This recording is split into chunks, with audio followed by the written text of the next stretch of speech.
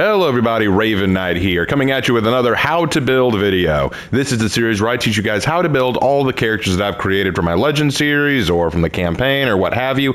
And today, since I just did her Legend not too long ago, we're going to talk about how to build Miura Ayako, my Nobushi Legend that has been a long time coming. And let me tell you, I am so excited to get to share with you what she looks like. Now, some of you may be surprised by the look because I've been building up a look that was very different from this named Momo, which means peach, but I'll go ahead and tell you right now, I did end up changing my idea for the name and outlook of the character. Nobushi has been one of the most difficult legends for me to write, not because I couldn't come up with anything, but because I had so many different ideas that I wanted to try, and I finally settled on one, and I'm very, very proud of how Ayako came out, and I hope you guys enjoyed the legend. I really, really do. Let me know in the comments if you enjoyed her or not and what you liked about her story. Would love to hear about it. But anyway, today what we're going to do is I'm going to teach you guys how to make Ayako yourself in case you want to take her on your own adventures in For Honor. So let's not waste any time and get right into it. So starting off with the armor, you're going to need the Yoro no Miko helm, Shichoku chest, and Shichoku arms. So let's go through that again.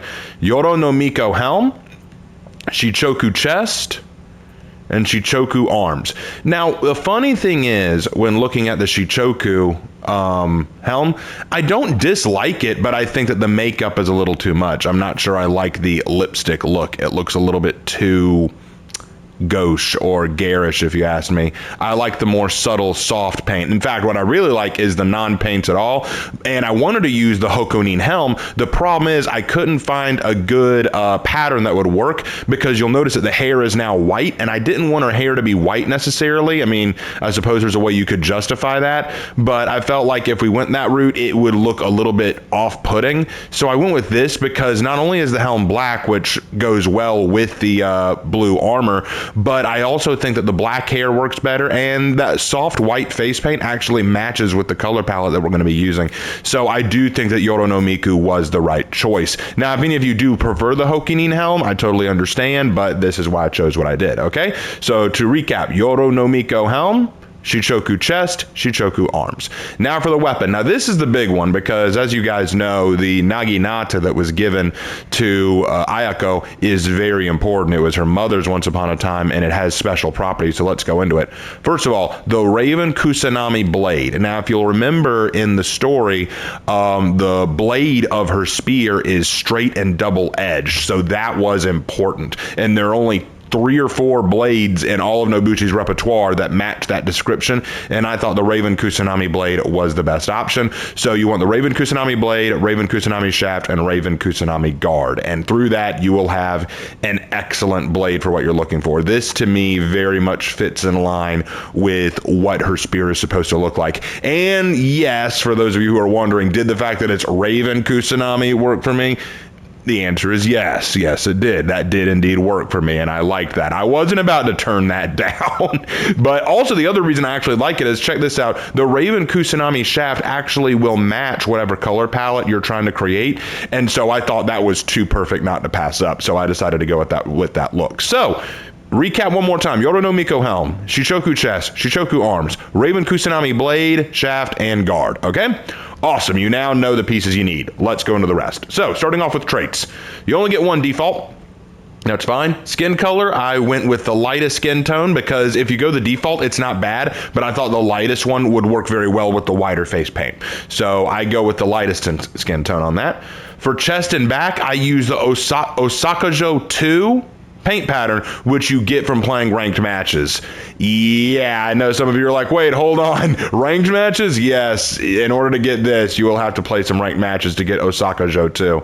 And if you're wondering what's a good alternative, what you'll want to do is go to reputation option in the filters and pick one like Double Sabers 1, or perhaps, where was it? There was a really good one. Oh, Archways 3, that one's pretty decent. Or High Sun, any of those that give kind of this soft lined pattern, any of those would work well. But I use the, hold on, turn that off, there you go. I use the Osakajo 2 paint pattern. All right, no symbol, no embossing necessary, okay? Okay, now, for the ornament, no ornament needed. You could probably tell there's nothing on her helm, so no ornament. For the head, for the material. The material is cobalt. You're going to want the cobalt material because that is just a very nice shining blue on the armor that goes very, very well with her. I don't know what it is. I just feel like that blue fits her incredibly well. You could go, I guess, black and it would be fine, but cobalt is really what you're going to want. Okay, for the face, nothing. Absolutely nothing. Don't put anything on the face. It's going to look silly. Just don't do it. For the head, nothing again. Just don't put anything there. It's fine. I think it looks perfect as plain black. I've always said this and I stand by it. Sometimes less is more. Sometimes you don't need to go too flashy to create a really good look. All right, right shoulder. You want the meniscus paint pattern, which you get at Reputation 10. Meniscus paint pattern. And the symbol, originally that was a different symbol, but that's the Dark Angel's emblem that I'm going to have to do a video and teach you guys how to make. So let's change that right now. Let's change that right now. You get to watch me change something in real time.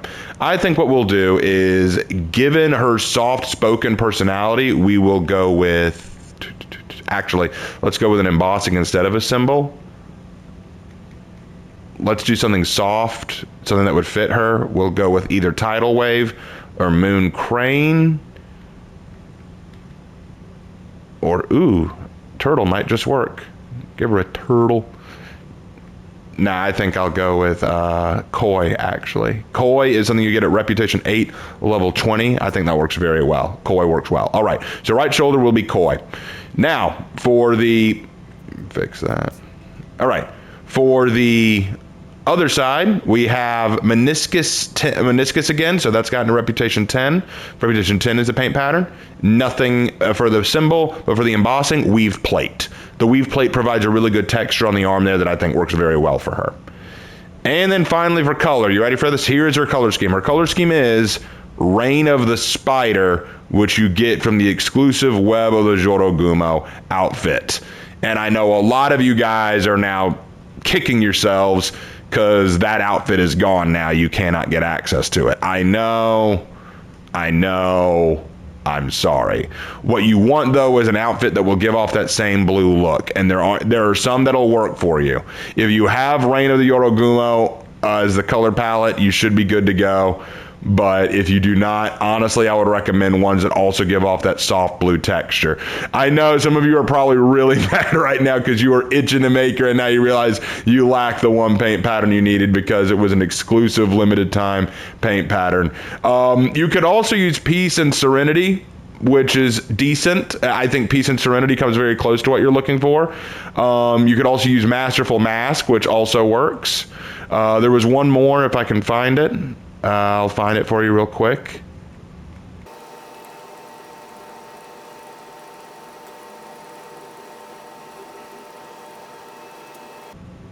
The Vineyard. Vineyard is also a decent one. That was the other one I was looking for. But yeah, sorry guys. I know that some of you are really upset, but Reign of the Spider is the paint pattern that I use for her. And that's kind of the reason I wanted to use this outfit again, because it does have an exclusive paint pattern on it that I got for the limited time thing. But if you got yours for Nobushi, you lucked out. Definitely take the time to build this character. All right. So now we've gotten through all that. Let's talk about the rest. So for abilities, I gave her Iron Lungs, Smoke Bomb, Sharpened Blade, and Fire Trap. Now, the lore reason behind her is as follows. I use Iron Lungs because in her story, Ayako goes on a very, very long journey to find Ruth, and I thought through that journey, she probably built up some Iron Lungs, if you will. I use Smoke Bomb because Ayako's the kind of person who wants to avoid a direct fight if she can, so she's going to try to run away and avoid conflict, so Smoke Bomb worked for her. Sharpened Blade because... look, that blade is really important to her, so I'm sure she takes very good care of it. So she probably has it always sharp and always ready to use. And then for Fire Trap, honestly, none of the others really worked well for her. Stalwart Banner, Aerostorm, none of those really worked. So Fire Trap was just honestly the last one I fell back on. I just thought that one was really good. So that is the build you want for Ayako. For executions, you want Momiji no Uchi, 5 Deadly Stabs, Meigetsu, and Kuriori no Mai.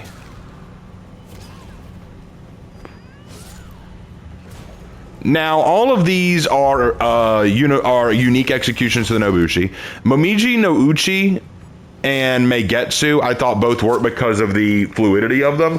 Koryuri no Mai, it looks really beautiful, but I also find it a little slower, which I think fits her style. Like, she's not a super fast, rapid fire warrior who's just going to throw out a bunch of attacks in rapid succession. She's going to take her time and flow through the movement, so I thought that would work. In 5 Deadly Stabs, I like the idea of the opponent constantly moving towards her and her backing away and forcing them back with repeated stabs, so I thought that worked well for the way she fought too. So that is why I chose those. For emotes, Dignified Curtsy and I Bow to You are her combat emotes, both of which are very respectful. She's a respectful person to everyone she meets. And then for free roam, I use Serene Flute and Chest Bump.